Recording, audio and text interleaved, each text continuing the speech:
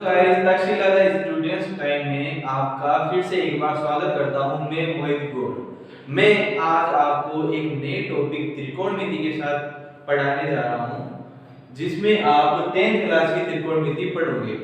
तो गाइस क्या होता है कि अभी जो आरबीएससी का जो हमारा चैप्टर है, मतलब आरबीएससी बोर्ड है, तो आरबीएससी के अंदर 9th क्लास में त्रिकोणमिति नहीं है, इसलिए 10th क्लास में जो त्रिकोणमिति है वो एकदम नई है। तो बच्चों को क्या होता है कि त्रिकोणमिति के अंदर sin थीटा cos थीटा होती बहुत इजी है, लेकिन बच्चों को क्या होती है कि थोड़ी डिफिकल्ट लगती है, नया टॉपिक है, नए एलिमेंट्स लगते हैं, तो क्या होता है कि बच्चे घबरा जाते हैं कि इसको किस तरह से करेंगे। तो एज ए शॉर्ट टाइप में इसका बेसिक के बारे में बताऊंगा कि इस बेसिक के द्वारा आप यदि करना चाहो तो आप सारे क्वेश्चन कर सकते हो। ठीक है, अब जैसे मान लो कि त्रिकोणमिति के अंदर आपकी चार तरह की चार प्रश्नावलियां हैं, 8.1, 8.2, 8.3 और 8.4।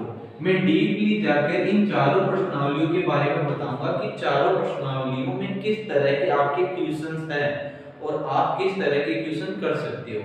जैसे आप 8.1 के अंदर आओगे, 8.1 के अंदर आपको ये कहा जाता है कि आपको किसी भी एक का मान दे दिया, जैसे आपको cos थीटा इक्वल टू 3/4 दे दिया, और बाद में क्या बोलते हैं कि बाकी के जितने भी त्रिकोणमिति के अवयव है उनको लिखिए।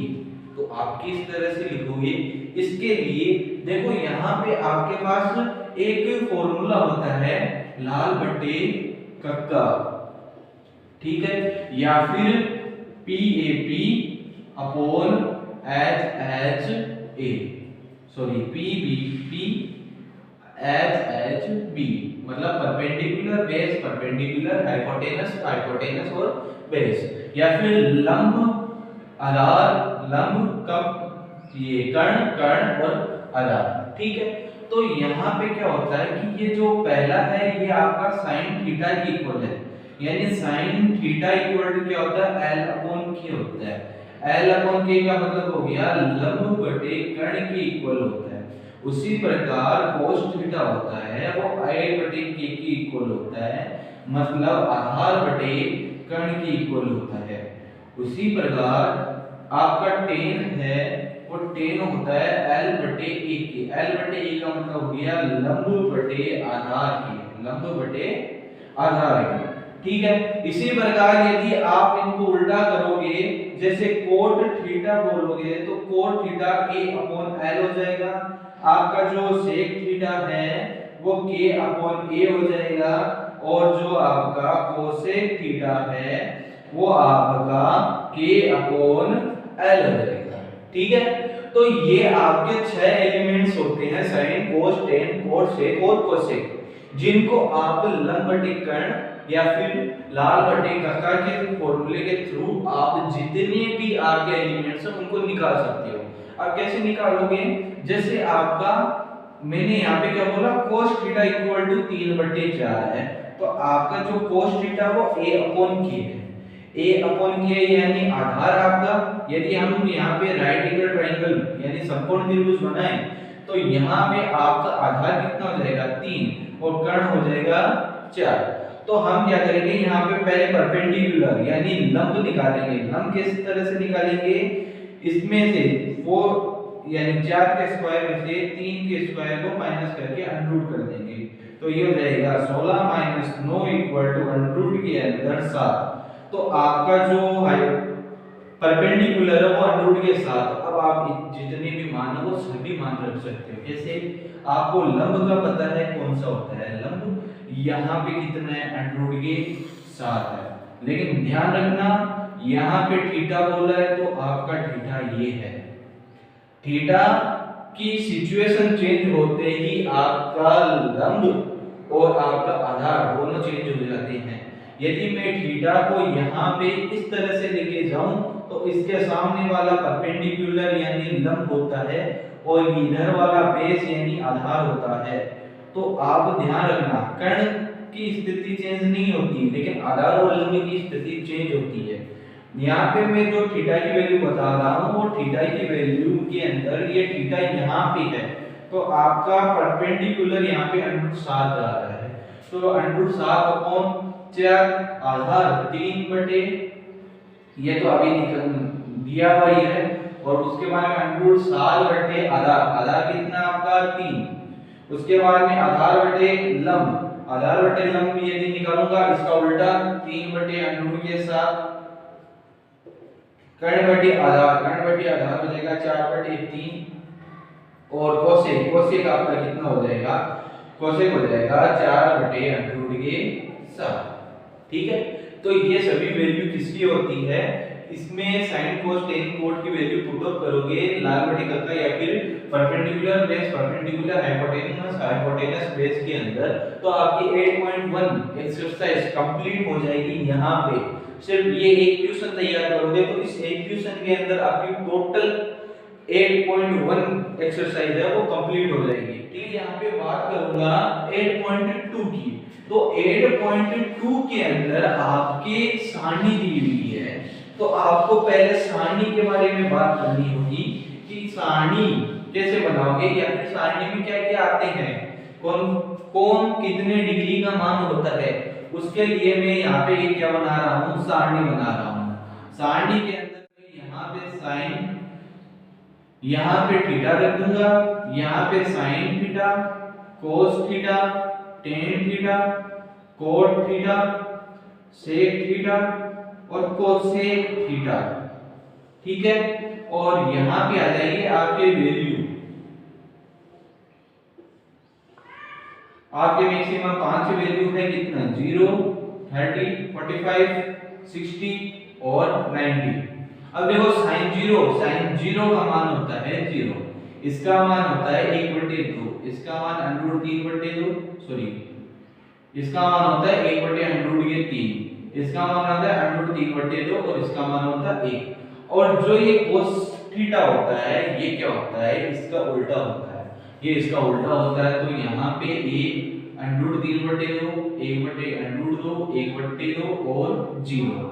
उसके बाद में 10, तो tan थीटा का आप याद रख लोगे तो 0, 1/√3, 1/3 और इनफाइनाइट। कोड इसका उल्टा होता है, तो इनफाइनाइट √3, 1/√3, 0। सेक थीटा क्या होता है, cos का उल्टा होता है, तो इसको मैं पलटूंगा तो एक का पलटना एक ही होगा, इसका 2/√3 हो जाएगा, इसका √2 हो जाएगा, इसका 2 हो जाएगा, इसका इनफाइनाइट हो जाएगा। और cosec सेक का उल्टा होता है, तो आप डायरेक्ट यहाँ पे क्या लिख सकते हो, इनफाइनाइट टू √2, 2/√3 और 1। तो ये आपकी क्या होगी, सारणी होगी। इस सारणी के अंदर आपको क्या करना है, याद क्या रखना है, एक तो साइन का मान याद रखना है, एक आपका टेन का मान याद रखना है, बाकी की आप वैल्यू अपने आप निकाल सकते हो। ठीक है, इसी से मैं आपके 8.4 के और 8.3 के अंदर जितने भी फॉर्मूले हैं वो भी निकाल लूंगा। तो यहाँ पे देखो, जैसे साइन का उल्टा कौन है, कोस है, तो मैं यहाँ पे साइन का उल्टा कोस है, और इसमें कोट का टेन का उल्टा कोट, सेक का उल्टा कौन है, कोसेक है। ये मान के हिसाब से, मैं मान के हिसाब से बता रहा हूँ, वैल्यू के हिसाब से। बाकी यहाँ पे जो साइन होता है वो मेनली किसका अपोजिट होता है, कोसेक का होता है। मतलब साइन जो थीटा होता है वो 1/कोसेक थीटा होता है, जो कोस थीटा होता है वो 1/सेक थीटा होता है, जो टेन थीटा होता है वो 1/कोट थीटा होता है, लेकिन इसको हम साइन थीटा बटे कोस थीटा भी बोल सकते हैं। इससे आपका कोट थीटा की वैल्यू आ जाएगी कोस थीटा बटे साइन थीटा। और ये तो चार आपके क्या हो गए, मेन फॉर्मूले हो गए, कि ये चार मेन फॉर्मूले हैं, इनके द्वारा आप क्या करोगे, 8.4 में जाओगे, 8.4 में 3 सरल समीकरण और ये चार फॉर्मूले हैं, इसके द्वारा आप टोटल 8.4 को सोल्व कर सकते हो। हाँ, कोई दिक्कत आए तो आप कमेंट सेक्शन में बोल दो कि इस क्वेश्चन को बताना, तो मैं एक अलग से वीडियो बना के उसको बता दूंगा। तो यहाँ पे देखो, साइन में जितना 0 का मान है वो 90 का मान है, जितना 30 का मान है वो 60 का मान है कोस के अंदर, और जितना 45 है वो 45 है। साइन में जितना 60 का मान है वो कोस में 30 का मान है, जो इसका 90 का मान है वो कोस का मान है। तो यहाँ पे एक चीज आप नोटिस करो, तो 0 और 30 अब एक दूसरे का अपोजिट है, मतलब साइन 0 का मान 30 इसे cos 90 के बराबर, तो 0 और 90 को हम जोड़ेंगे तो 90 आएगी। उसके बाद में 30 और इसका 60, तो 30 और 60 जोड़ेंगे तो फिर से 90 आएगा, और 45 वापस कितना आएगा 90 आएगा। तो इसको मैं किस तरह से लिख सकता हूँ, इसमें आपके 8.3 के फॉर्मूले आ जाएंगे कि साइन के अंदर यदि आप 90 माइनस थीटा करते हो, मतलब जो आपको थीटा दिया हो उसको 90 माइनस करते हो, तो आपका किसका मान आएगा cos थीटा का। वैसे ही cos के अंदर यदि आप 90 माइनस थीटा करते हो तो आपका मान आएगा sin थीटा का। जो आपका cot होता है cot 90 माइनस थीटा, ये आपका tan थीटा होता है, और जो आपका tan 90 माइनस थीटा होता है वो किसका होता है cot थीटा होता है।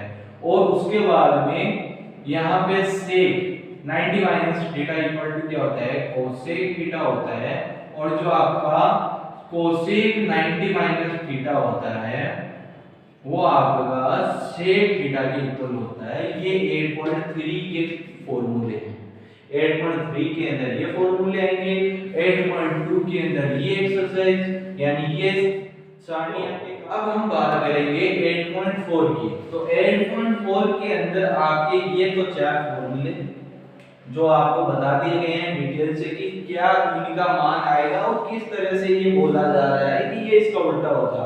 यहाँ पे देखोगे तो 0 का उल्टा क्या पलटने पर कोसेक आता है, sin 30 को पलटने पर कोसेक 30 आता है, इसको पलटने पर 45 का √2 आता है, 60 को पलटने पर कोसेक 60 आता है। मतलब ये सभी पलटे हुए मान है। cos के अंदर भी यही फॉर्मूला है, tan में भी यही चीज है और cot में भी यही चीज है। उसके बाद में एटलीस्ट हम पहुंचेंगे 8.4 के अंदर। तो यहाँ पे अब जो नया पैटर्न आया है उस पैटर्न के हिसाब से सिर्फ आपका 8.4 के अंदर जो आपका लास्ट क्वेश्चन है 5वां, उसके अंदर जो 10 क्वेश्चन आते हैं उन 10 में से सिर्फ एक क्वेश्चन पूछा जाएगा, 2 क्वेश्चन आएंगे अथवा के अंदर, उनमें से आपको सिर्फ एक क्वेश्चन पूछा जाएगा, वो एक क्वेश्चन बताना है। ठीक है, तो यहाँ पे आपको थोड़ा इजी कर दिया गया है कि आप किस तरह से अच्छे नंबर ला सकते हो, ज्यादा आपके ऑप्शनल वगैरह भी स्टार्ट हो गए हैं। तो यहाँ पे देखो 1 2 3 4 फॉर्मूले तो ये, और 3 जो सर्वसमीका है जो सभी जगह काम आती है, sin square theta plus cos square theta equal to 1 plus tan square theta equal to sec square theta और 1 plus cot square theta equal to cosec square theta. ठीक है, तो ये तीन सर्वसमीकाएं और ये यूज करोगे तो आपको 8.4 के अंदर ज्यादा दिक्कत नहीं आएगी।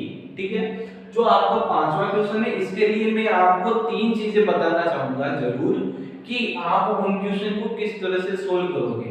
देखो मैंने खुद अपने तरह से 3 फॉर्मूले बनाए हैं। 3 फॉर्मूले का मतलब 3 तरीके बनाए हैं कि आप किस तरह से करोगे। आप या तो ये काम कर लो कि पहले आप उनके अंदर देखो कि कोई फॉर्मूला अप्लाई हो रहा है या नहीं है। यदि फॉर्मूला अप्लाई नहीं हो रहा है तो हम क्या करेंगे, इसके अंदर दूसरा एलसीएम लेके कोई फॉर्मूला अप्लाई हो रहा है या नहीं है। यदि एलसीएम लेके भी फॉर्मूला अप्लाई नहीं हो रहा है तो उसके बाद में हम तीसरा करेंगे, उनको पहले चेंज करेंगे। अब चेंज किसमें करोगे, तो याद रखना 99% आपको sin थीटा और cos थीटा में चेंज करने हैं। कई जगह आपको डायरेक्ट फॉर्मूले लग जाने चाहिए, जैसे इसमें 10 में से लगभग 1 या 2 क्वेश्चन इस तरह से हैं जिनमें आपको डायरेक्ट फॉर्मूले लग रहे हैं। तो डायरेक्ट फॉर्मूले के अंदर कोई बड़ी दिक्कत नहीं है, या फिर आपको इंडिकेट कर दिया जाता है कि यह फॉर्मूला ही लगाइए तो आपको वो फॉर्मूला लगाना पड़ता है। लेकिन 99% केसेस के अंदर हम क्या करते हैं, sin थीटा और cos थीटा के अंदर चेंज करते हैं। तो चेंज प्लस उनका एलसीएम और बाद में हम क्या लगा देंगे, फॉर्मूला। ठीक है, तो ये 3 रूल होते हैं। मैंने तो आज तक जितने भी क्वेश्चन किए थे वो 3 फॉर्मूले से किए हैं। यदि आपके ज्यादा ये बेनिफिट हो तो आप इनको भी यूज करो। किस तरह से आप इनको यूज करोगे, इससे क्या होगा, आपको जो त्रिकोणमिति के अंदर जो डिफिकल्टी आ रही है वो डिफिकल्टी आसानी में बदल जाएगी। और यकीन मानिए जो आपकी त्रिकोणमिति है वो आपकी सबसे इजी एक्सरसाइज में चेंज हो सकती है यदि आप इनको यूज करते हो तो आज हमने क्या किया, चारों प्रश्नावली के अंदर चर्चा की है कि इस प्रश्नावली में आपको क्या-क्या पढ़ना है, क्या-क्या बेसिक तैयार करना है। यदि आपको 8.1 तैयार करनी है तो आपको लाल बटे का वाला फॉर्मूला याद रखना है। उसके बाद में 8.2 यदि आपको करनी है तो आपको ये सीरीज याद करनी है या सारणी याद करनी है। उसके बाद में आपको 8.3 तैयार करनी है तो ये sin 90 - थीटा वाले फॉर्मूले हैं, ये सबसे आसान है। और इसके अंदर एक्सरसाइज में ज्यादातर यदि आंसर आप ऐसा याद में रखना चाहो तो ज्यादातर क्या होता है 0 1 0 1 इस तरह से आंसर आते हैं। ठीक है, और 8.4 करना चाहो तो आप ये 4 फॉर्मूले, ये 3 फॉर्मूले और ये 3 फॉर्मूले, ये मेरे वाले और बाकी की ये।